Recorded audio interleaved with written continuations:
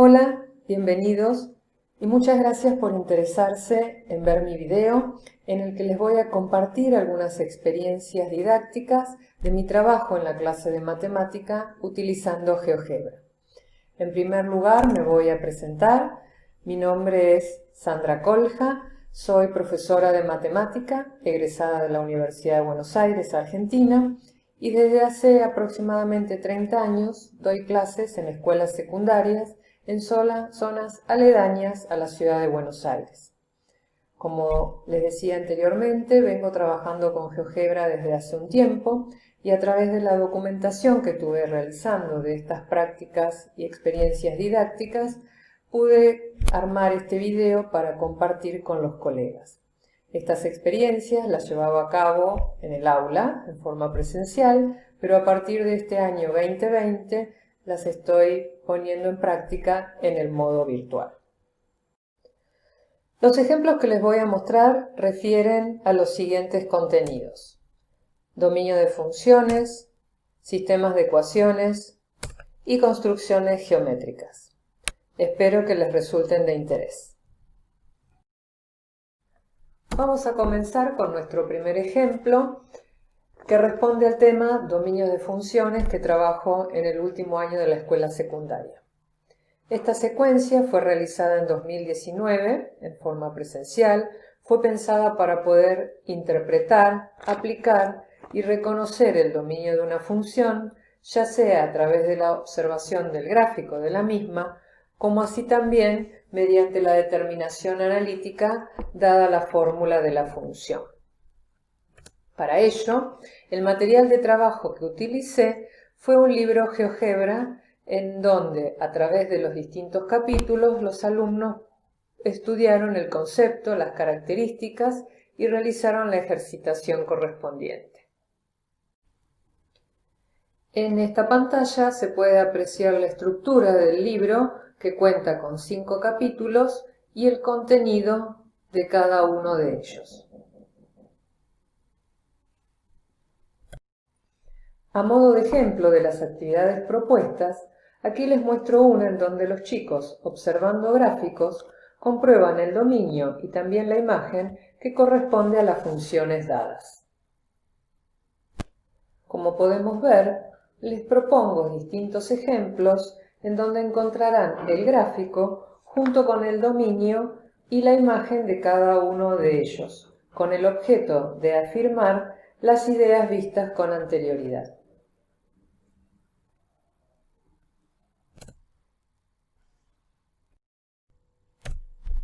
Por otra parte, los alumnos van a encontrar también algunos tips para entender y recordar cómo calcular el dominio según el tipo de función a analizar.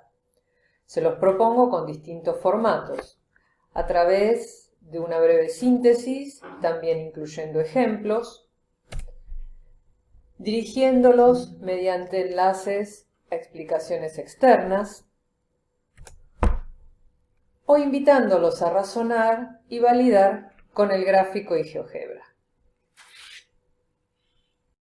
Y dentro del capítulo de ejercitación encontrarán, entre otras, la propuesta de determinar el dominio y verificar su respuesta, dado el gráfico de la función, como este ejemplo que les muestro acá, donde a partir de este gráfico determinan el dominio y aquí pueden verificar tanto el dominio como la imagen.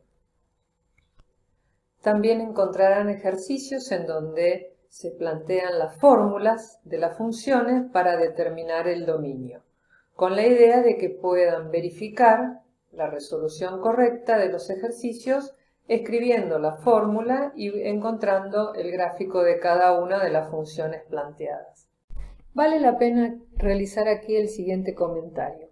Hasta el momento solo habíamos trabajado con inecuaciones sencillas, por lo que surgió la necesidad de investigar y aprender cómo resolver inecuaciones cuadráticas, por ejemplo, para determinar el dominio de alguna de estas funciones.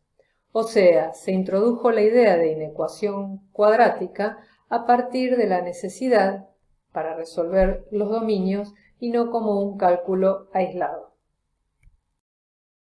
La idea de esta propuesta fue estimular el trabajo autónomo y colaborativo.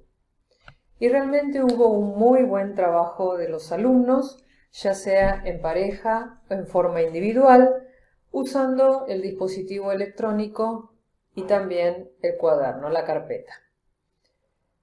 Mi tarea fue simplemente la de asistir a las dudas que iban surgiendo, como así también compartir discusiones, análisis de propuestas e inquietudes. Los intercambios de ideas fueron muy enriquecedores, fortaleciendo así también el aprendizaje significativo. Los invito a ver el siguiente testimonio en el que los chicos debían determinar el dominio de la función logaritmo de x cuadrado más 1. Sí, ya sé. Justamente. ¿Hay que usar i? No. ¿Cuál es la condición que quiero que se cumpla? Que x al cuadrado más 1 sea mayor a 0. ¿En qué casos pasa eso? En todos. A ver, respuestas opuestas, ninguno ¿Qué o número? todos. ¿Con cuál me quedo? Ninguno, pues si ya pones menos 1 al cuadrado, menos 1 por menos 1, te da 1. Tiene que ser mayor. Ya es... Por eso, es mayor a 0. Es mayor a 0. Entonces, como no hay, como podemos probar con un número negativo, menos 3 al cuadrado nos da 9, 9 más 1, 10, sigue siendo mayor a 0. Entonces, por ende, todo número real nos va a dar nos va a dar mayor a 0, por lo tanto es reales el dominio. Perfecto. Al momento de recibir el feedback de los alumnos, este fue muy positivo, como podemos observar en los siguientes gráficos. La mayoría respondió que pudo trabajar perfectamente con la propuesta dada, con las ayudas correspondientes, como es razonable, y respecto a la productividad de esta actividad, también hubo una respuesta positiva, aunque algunos se quedaron con las ganas o con la necesidad de un poco más de práctica, cosa que efectivamente realizamos. También les comento que durante la realización de las actividades recibía muchas sugerencias para modificar o para cambiar en el libro respecto a la apariencia, por ejemplo, o algunos tips para agregar, cosa que efectivamente tomé y modifiqué. La idea de compartir experiencias siempre permite enriquecernos. Cuando comencé esta propuesta con mis alumnos, todavía no habíamos trabajado mucho con inecuaciones. Y a partir de la ejercitación surge la necesidad de aprender a resolver ciertas inecuaciones para poder dar una respuesta, por ejemplo, a la determinación de dominios. Este libro, por otra parte, también fue puesto en práctica por una colega del mismo colegio que en su caso sí había trabajado primero con inecuaciones. Por lo tanto, todas estas actividades le sirvieron para encontrar una aplicación concreta a la resolución de dichas inecuaciones. Nos pareció muy interesante esta experiencia, dado que pudimos obtener resultados iguales, pero partiendo de bases diferentes. Paso ahora a compartir un segundo ejemplo con el que introduje y desarrollé la resolución de sistemas de ecuaciones lineales. En este caso, trabajé con una metodología diferente, ya que se trataba de alumnos más chicos. Si bien propuse también un libro GeoGebra, completé con una guía de actividades en papel para que los chicos pudieran guiarse y tenerla en su carpeta de trabajo. A partir del problema inicial planteado, trabajamos grupalmente para poder interpretar el problema, buscar soluciones y estrategias, y así poder formalizar luego con los métodos de resolución de sistemas de ecuaciones. El libro está formado por varios capítulos en los que se proponen diversas actividades, como ser una introducción con un problema desafío, actividades interactivas para reconocer los distintos casos en un sistema de ecuaciones, ejercicios online de plataformas conocidas, en este caso learningapps.org, y como verán, la consigna está escrita en alemán, dado que trabajo en una escuela bilingüe alemana y por lo tanto promovemos mucho el trabajar con ejercicios tanto en español como en alemán. También ejercicios clásicos, pero que pueden verificar y también ver la resolución utilizando actividades publicadas en la plataforma de GeoGebra. Y ejercicios interactivos con consignas varias. Hay 2,4. Pero ahora, si las rectas están. Sí. Ahora salir como el indio. Otra actividad muy interesante fue la de documentar por parte de los chicos sus propios aprendizajes. En pequeños grupos grabaron un pequeño video mediante la aplicación Flipgrid que luego compartieron con sus compañeros. Los sistemas de ecuaciones siempre tienen una solución, ¿o no? La respuesta es no. Debido a esto podemos encontrar diferentes casos, los cuales clasificamos en compatibles e incompatibles. Entre los compatibles encontramos el determinado. Los determinados son aquellos que tienen una solución.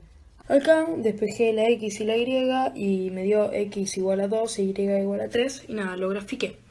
Cuando lo grafiqué, como es normal, me dio entre cruce de líneas este resultado. Por otro lado, los indeterminados son aquellos que tienen más de una solución, en este caso infinitas. Indeterminado 0 igual a 0. Lo que pasa que gráficamente las dos líneas coinciden, están una arriba de otra. Las incompatibles, bueno, ellas son aquellas que no tienen solución. La respuesta, resultado, no tiene sentido para nosotros. Ejemplo, nosotros tenemos el siguiente ejercicio. Resumiendo, el resultado es este. No tiene sentido, ¿verdad?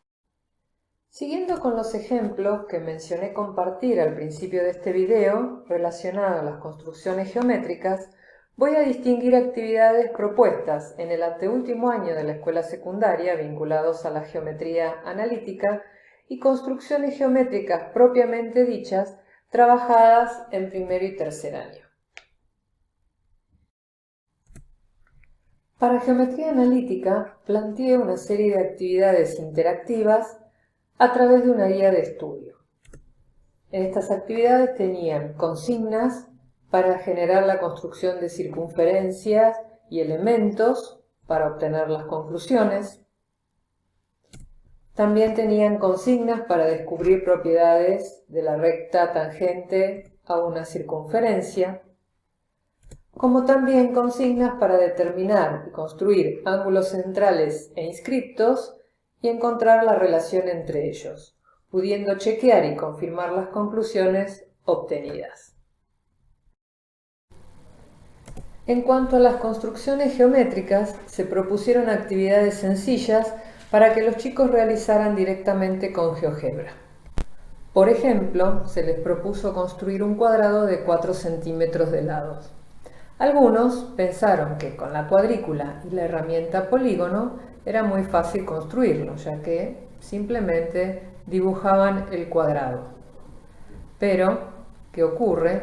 Esto no tiene las propiedades realmente que el cuadrado necesita y moviendo uno de los vértices o cualquiera de ellos, vemos que la figura se deforma claramente. Entonces, la propuesta es cómo hay que hacer la construcción para que moviendo cualquiera de sus vértices no se deforme. Entonces, la idea es que sin la cuadrícula los chicos piensen cuáles son las características y propiedades del cuadrado para que vean y se den cuenta que van a necesitar de rectas perpendiculares, paralelas y hasta circunferencia o compás para poder hacer una correcta construcción de este cuadrado y que al mover sus vértices tanto la forma como el tamaño permanezcan igual.